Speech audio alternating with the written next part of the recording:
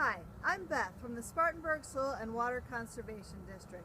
Ever since we sent in our soil sample for analysis and received our results, I have been wanting to get out into the garden and do the little bit of fertilizing that was recommended by Clemson.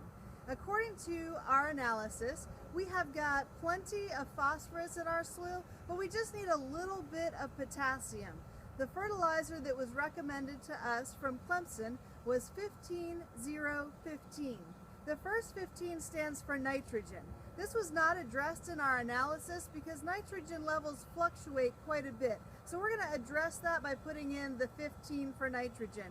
We don't need any of the phosphorus, so that's the 0. And potassium, our last number, is 15. When we did the math for our garden plots, we found we did not need a whole lot of fertilizer.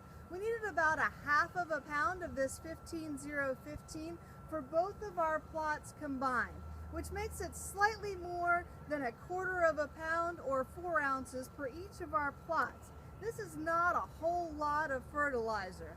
So what we're going to do is weigh this out on an old mailing scale and we got 4.3 ounces for our fertilizer.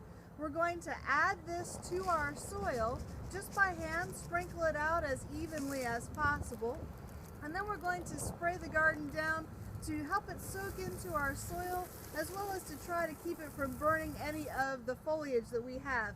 Right now I do have a couple of snow peas coming up in the garden, and our crimson clover is coming up, and we want to protect those the best we can.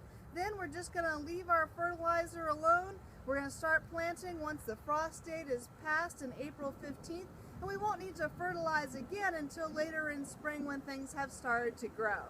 Thank you for joining us.